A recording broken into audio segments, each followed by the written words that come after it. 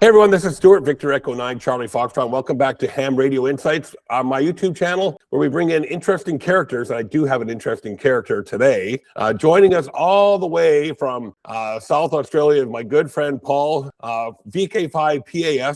Paul joins us today to talk about VKFF, a Worldwide Flora and Fauna chapter in Australia. If you guys haven't heard of Worldwide Flora and Fauna, hopefully we'll introduce it to you guys a little bit here today. But Paul, welcome, my friend. Good to hear you today. Stewie, how are you, mate? Great to be here. So tell us a little bit about your career, what you were doing, professionally, and how you got interested in ham radio in the first place. All right. Well, I'll tell you a bit how I got into the hobby first, I guess, because my career's another whole thing. But thanks for having me, Stuart. And it's a real privilege to be here tonight. And I've known you for quite a few years now. Talked to you on air a lot of time. But for me, I was born in January '65, so I sort of went through that era where the CB craze was really big here in Australia, but I never really got caught up in that CB thing. I had other interests and, cars and girls, so I never really got into CB, but I did do quite a bit of shortwave listening. And my mother's mum, my grandma, died when she was quite young, so my grandpa came to live with us, and he was a cook on board boats, and so he'd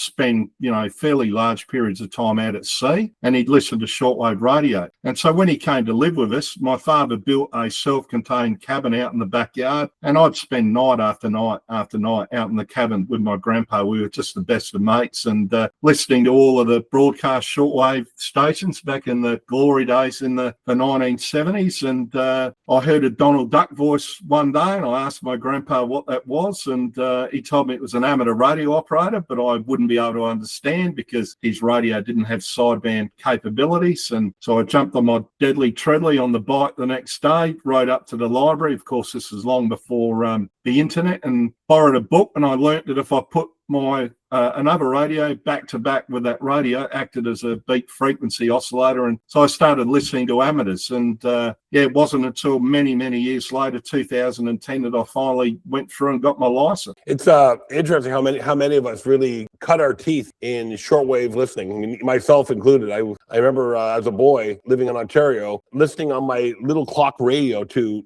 all these wonderful signals coming from all over the United States on the medium wave band, and just fascinated. And I know you have a very popular blog where you talk about shortwave listening. You had a lot of shortwave listening kind of articles on there, and it was really, I kind of, looked at it and went, oh, he kind of got the same interest as I do. It's very interesting how many of us, almost everybody I talked to, really got into it through shortwave listening or CB. I'm like you, I never really jumped on the CB craze. I had a buddy of mine in Manitoba when I was in the Army who was a big 11-meter guy, and I would go over to his house and listen to him talk all over the place on skip on 11 meters at night, and I was fascinated. And then I met another friend of mine who was a ham radio operator, and we spent hours and hours and hours in the ham shack at the military base in Shiloh, Manitoba. And I wasn't licensed at the time, but I would just be in awe listening to him talk to these Victor kilos at night. I went, wow, he could talk to Australia. Now, I mean, I was a professional radio operator, so I understood how all this worked, but I never really heard it in myself other than just through theory. Well,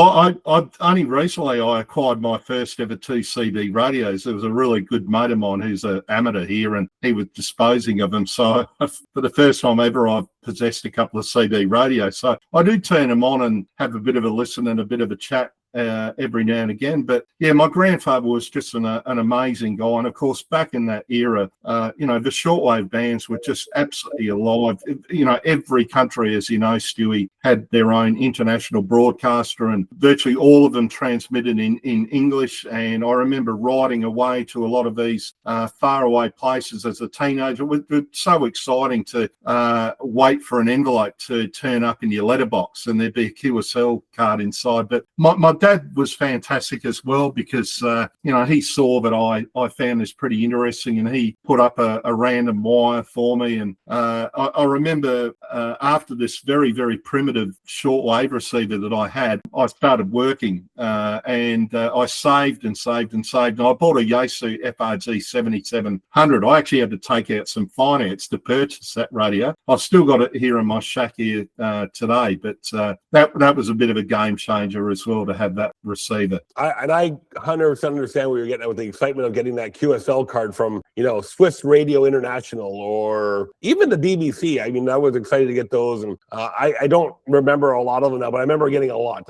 I remember, and unfortunately, I don't have them anymore. When I grew up and discovered, for me, it was music and girls. It was that kind of took the back burner for a number of years. But then, so let's talk about. I know you got a very long career in Australia there.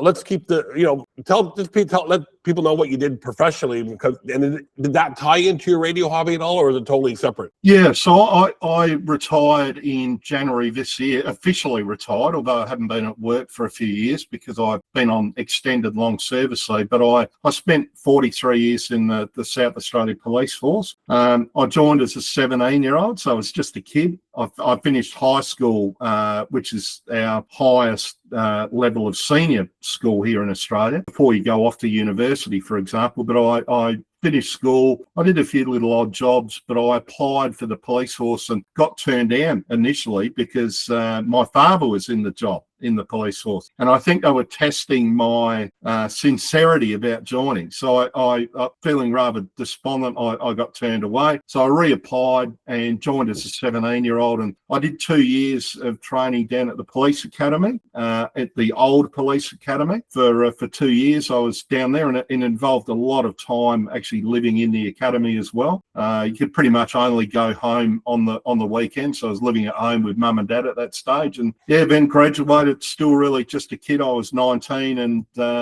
went out on the streets as a 19-year-old, Stewie. Yeah, I think I may have mentioned to you one time when I was in Cyprus and with the United Nations back in 1992.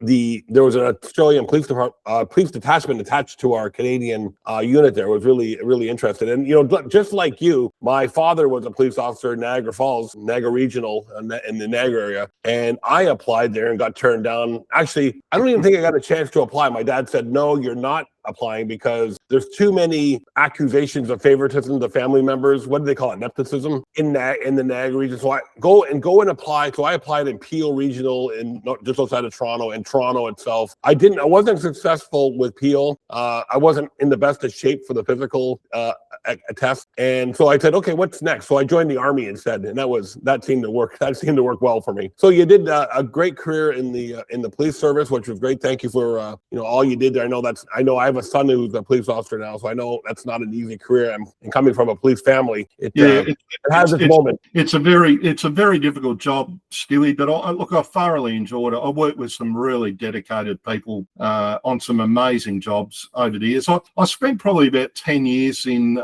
uniform in a variety of different places around Adelaide, but I always wanted to be a detective. I knew that from day one. And it's funny how you talk about your father, because my father was very encouraging, but it was my mum, married to a policeman, who didn't want me to be a policeman, particularly a detective. But that's ended up what I did. And I worked in some amazing squads over the years. Major crime squad and the outlaw motorcycle gang task force for about 4 years, and sex crime squad, and a whole lot of other specialised squads. And I really enjoyed it. But I've got to say, I really love this retirement gig. I'm absolutely loving it. So let's talk about Worldwide Flora and Fauna, because that's what we're here for today. Give us a brief history about Worldwide Flora and Fauna, how it got started, before we jump into the Australian group.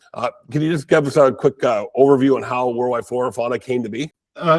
Originally, the program was known as, or abbreviated as WWF, so World Flora and Fauna, WFF. And I think it was started by the Russian Robinson Club, but then it morphed into the program known as Worldwide Flora and Fauna, WWFF. I think it started November 2012, and I worked a police station that was activating a park, and I thought, and I was only pretty new in the hobby, then I thought that this sounds like a pretty cool thing to do. So I approached the Europeans and I said, look, would it be possible for me to start up an Australian chapter of the program? So they gave me permission to do that. So that started in March the following year. And it's really all about trying to get amateurs out of their shack, out of their comfort zone, go out into the beautiful wide open spaces of Australia, activate parks and make contacts, and at the same time as promoting our hobby, it's a good opportunity of promoting some of the beautiful spots that we've got in Australia as well. And I absolutely love it. My wife's an amateur as well, I think, as you know, Stuart, VK5PAS, Maria, and so it's just another way for us to enjoy our hobby and interest together. And there's just been some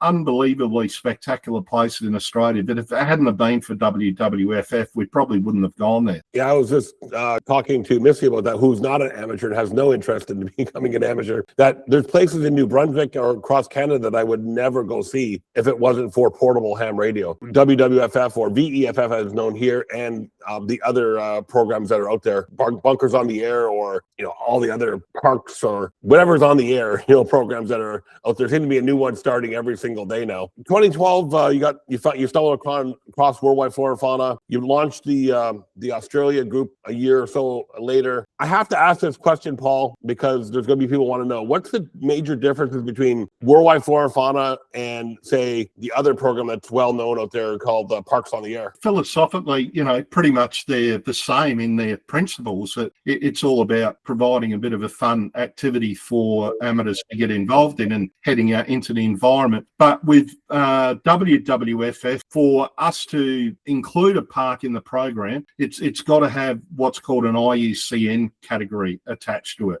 So IUCN is this thing called the International Union for Conservation and Nature, and they pull all of the information from all of the relevant authorities from around the world, all of their protective areas. So Canada, Australia, the USA, all goes to the IUCN. Those particular protected areas are of significant conservation value. They get allocated an IUCN category. So that's our threshold for adding parks into WWFF. So I've been approached by a couple of Australians here who would like particular parks added to the program, but unfortunately they're not considered of high enough conservation value. They're not given an IUCN category, and I can't add them to the program here. So conservation parks, nature reserves, national parks. And look, I don't know about the POTA program at all with their philosophies and rules and practices and stuff, but certainly, if somebody approached me and said, we'd like to include the local recreation park down on the corner that's got a swing and a slippery dip in there, we wouldn't be able to add that, because it defeats the purpose of what the program is actually all about. Unless it has this conservation number attached to it, then it will be, yeah.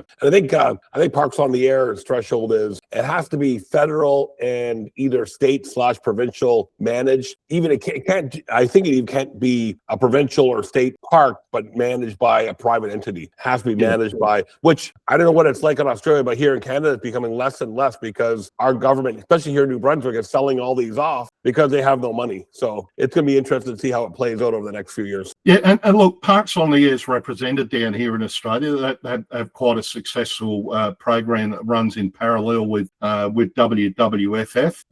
We were certainly the first here in Australia. Now, having said that, there are actually a couple of other park programs. There's a really very popular parks program in the state of Victoria, which is the state just to the east of me here, and that particular parks program is called the Keith Roget Memorial National Parks Award, named by Keith Roget, who was very active in operating portable. That's been running since 1970, and we've got a VK5 Parks Award program here, but they all seem to flourish well together down here, but VKFF is certainly very, very popular. And when it really started to take off, I was just unable to keep up myself running the program. So now I've actually got a team of about 15 people to keep the program humming along nicely behind the scenes, Stewie. They do an amazing job. Yeah, I think I was on a call once with you guys, and I think it was you, Paul, that introduced Worldwide Flora and Fauna to me, because you were working an island. I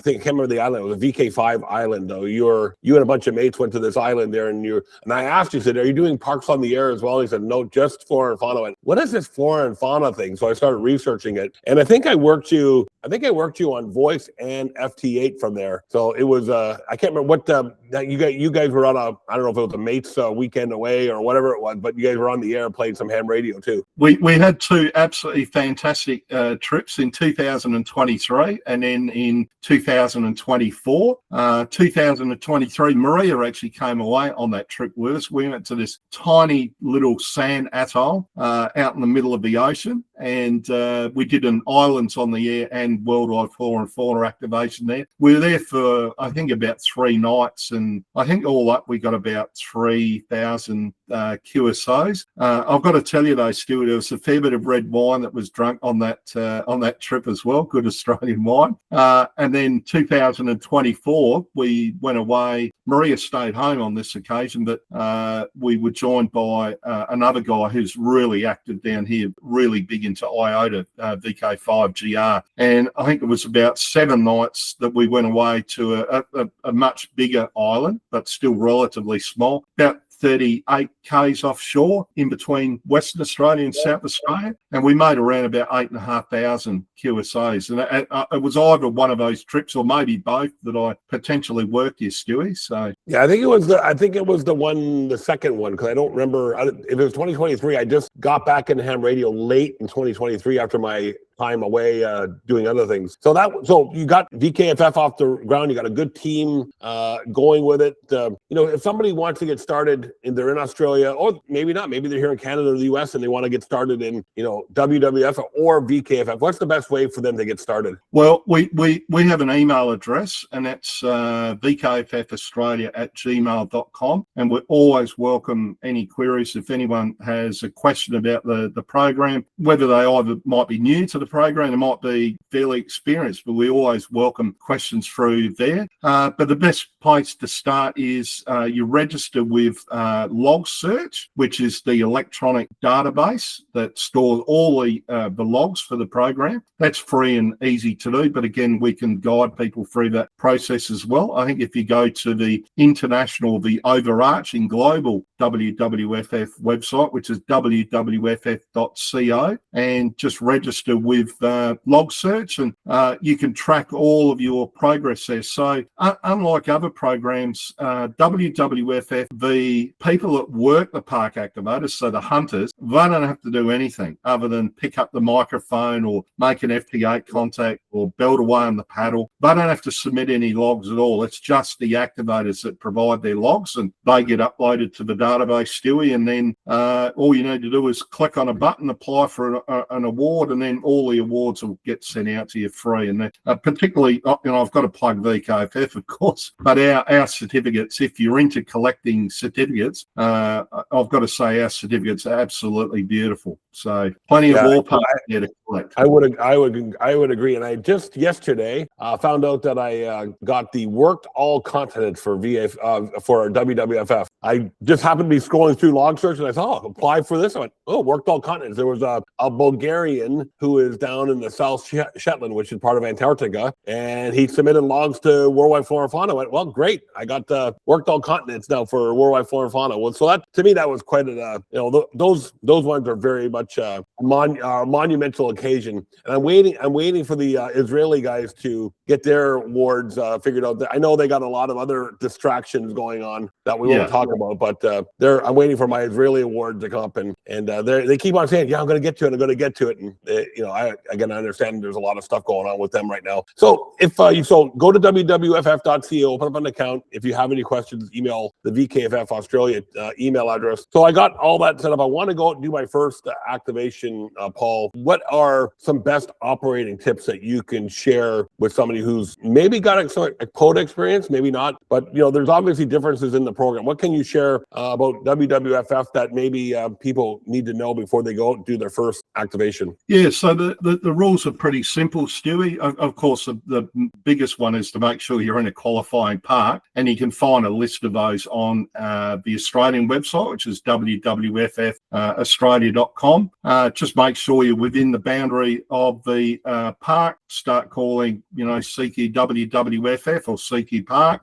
We've got an absolutely fantastic spotting and alerting website down here, but it's called Parks and Peaks, and it is available for people from overseas as well, but it's predominantly used by Australian and New Zealand amateurs. And so you can put an alert up there to let people know maybe the day before or a week before that you're heading out to that particular park. 7.144 on 40 metres.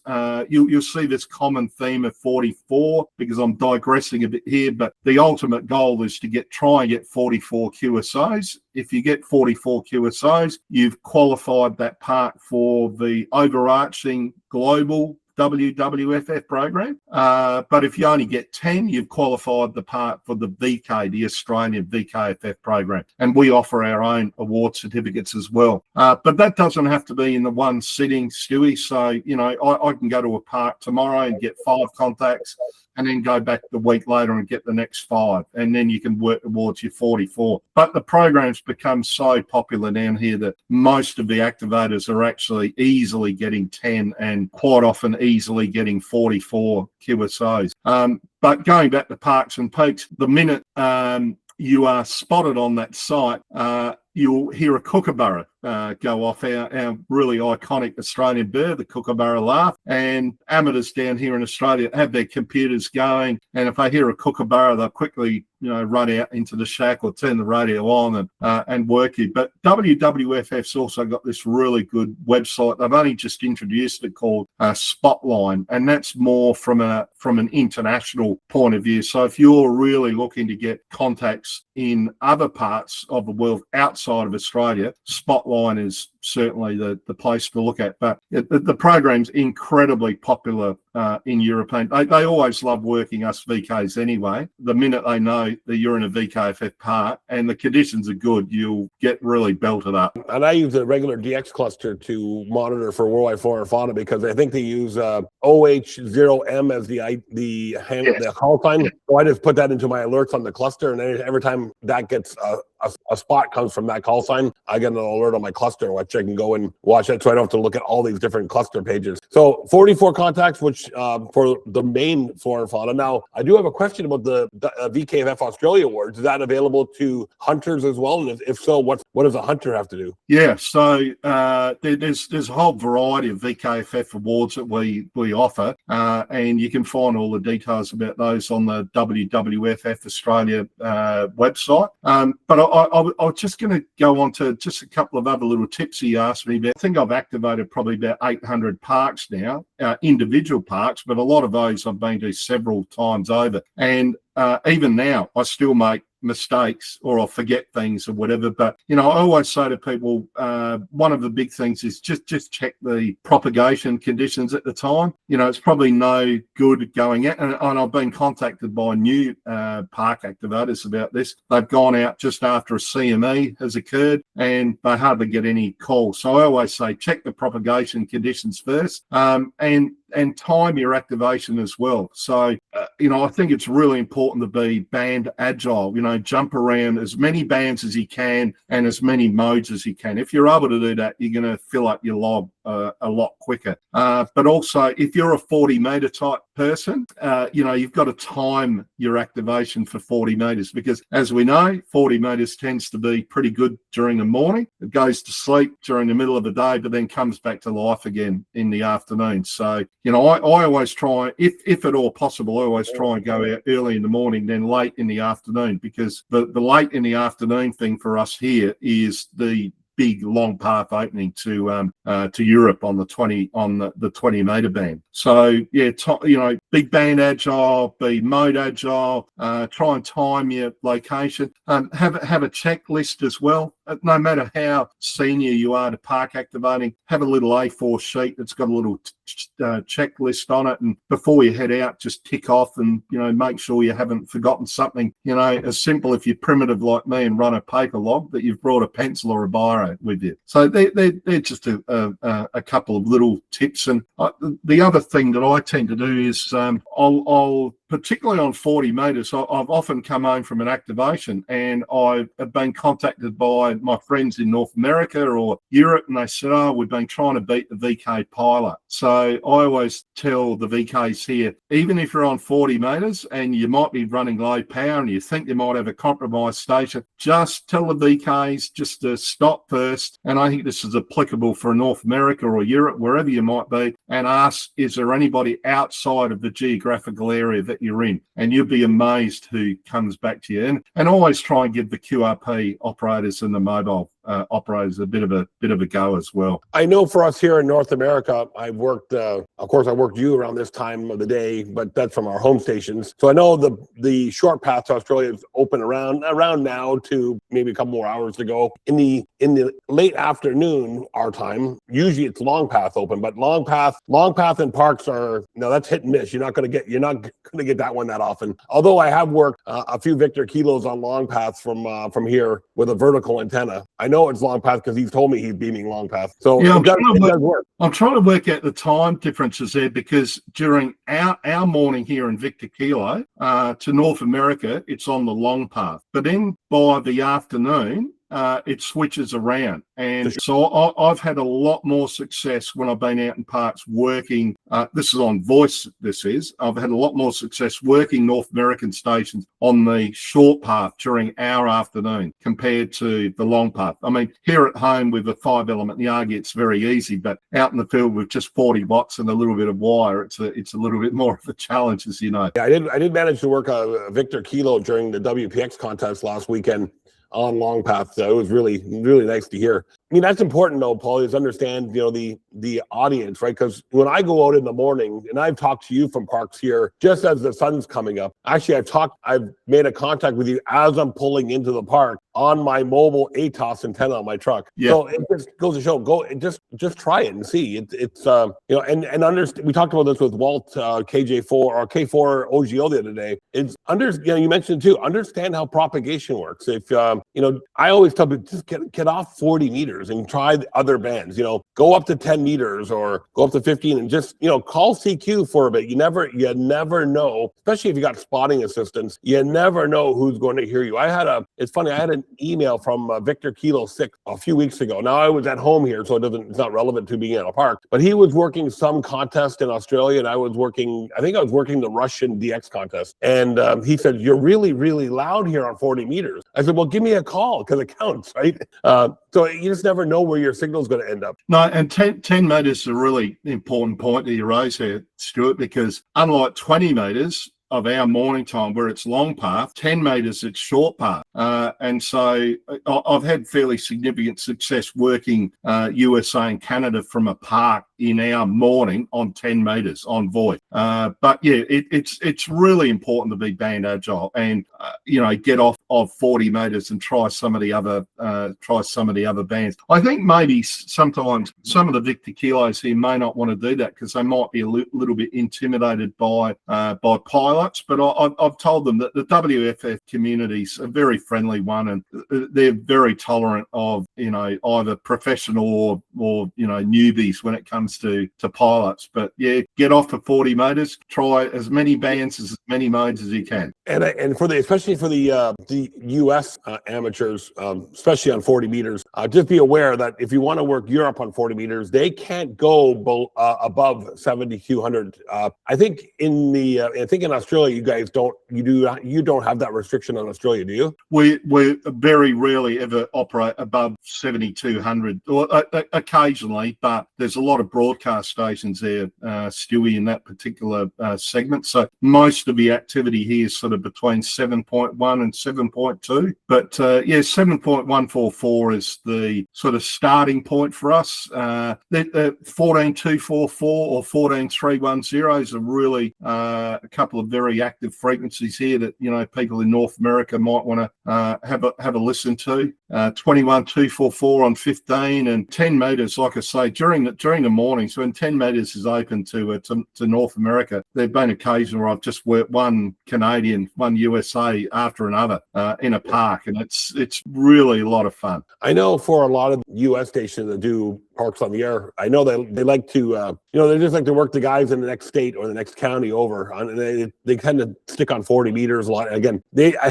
don't understand about, you know, above 72, especially here on the East Coast of Canada at night. It's just wall to wall broadcast stations. I can't hear them, and I was like, can we go below 7,200? And some of them do, and some of them don't. But you know, it is what it is. But understanding how the bands work, and especially in other places, is, you know, if you are a DXer, you know, a portable DXer too, understanding, you know, where other countries can operate is so crucial. So Paul, tell me, what's the future of VKFF look like? What do you guys got planned? How do you enhance the program? You know, what do you guys got planned down there? Well, we, other than our normal awards, we offer all these special certificates as well for special event days as well, Stewie. So National Bird Week, World Ranger Day, Threatened Species Day, just to name a few. So when those days present on the calendar, we sort of encourage VKFF activators to get out and activate, and we offer special certificates, and they're always incredibly popular those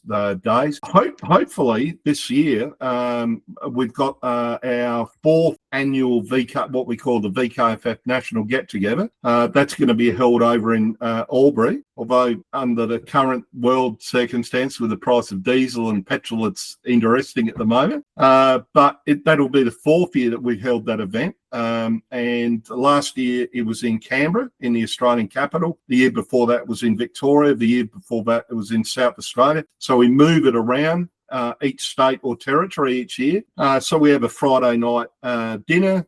Saturday we have a whole lot of guest speakers that talk about the VKFF program and portable operation in general, although we've had a couple of people, snake catchers, come along and talk about snake bite, because that's, you know, a fairly significant risk here out in the Australian bush. And then we have a Saturday night dinner.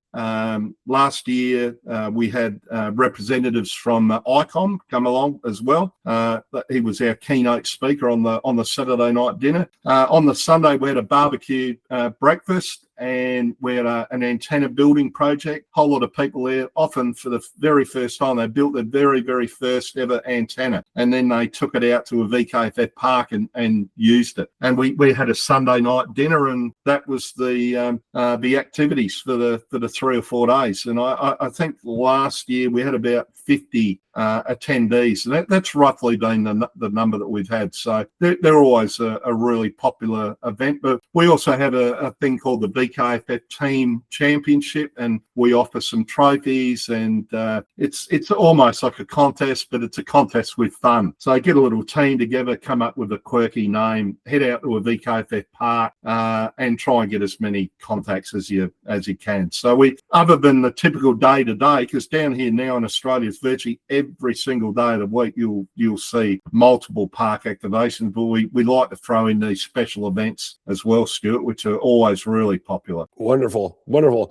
that's great, Paul. Thanks for sharing the information about VKFF with us. I do have a couple of other things. You mentioned silos on the air, I think, or parks and peaks. Can you just talk about those briefly? Yeah, so silos on the air is another program that I enjoy getting involved in. Now, they don't have an award certificate program, but it's all about going to operate from silos. So going to a lot of these tiny little country towns that obviously used to be pretty flourishing little towns, but when the railway left the town diminished, and often these towns became ghost towns. So the program's all about trying to get amateurs out into the field, maybe spend a bit of money in the local cafe in that town or the pub, and have a cannery and sit alongside the silo and make contacts. And I don't know if you guys have got it over there in North America, but here in Australia we have this thing called silo art, and I'd encourage you to have a look, because what these artists do is absolutely phenomenal on these massive concrete silos, and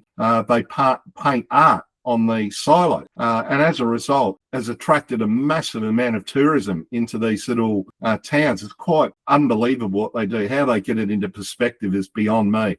So that's a bit of an added bonus as well, going along these little towns and seeing some of this absolutely magnificent silo art as well. And we would have something similar to that out Western Canada with the old grain elevators, but unfortunately the grain elevator companies tore many of them down. Like, there's a few still standing. I think if some smart ham in Western Canada decided to start, grain elevators on the air, they could do something similar to the silos. And you also mentioned Parks and Peaks. Now, that's just a website for spotting, correct? Yeah. So spotting and an alerting site. It was created by a VK3 gentleman here, Alan Harvey, VK3 ARH, and that's really changed the playing field for us down here. I remember when this program first started, you would really struggle to get 10 QSOs, yet alone Parks and Peaks didn't exist back then. But it's permissible in VKFF, as it is in other programs down here, to self-spot on that site. So that if I put up a self-spot, as I say, and I'm in a VKFF park, you'll hear the kookaburra go off, and next thing you're inundated with callers, or hunters as we call them. So it's really changed the playing field down here for all portable activities. Stewie,